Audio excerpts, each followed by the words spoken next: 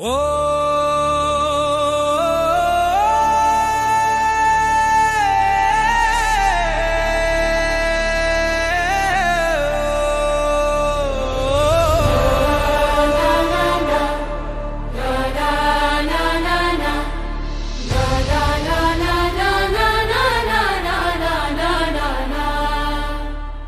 आपने सब किया, पर रक्त बीज की हर बूंद से राक्षस बढ़ते जा रहे हैं।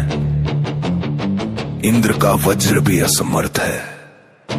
अब केवल महादेव की शक्ति ही त्रिलोक में संतुलन ला सकती है।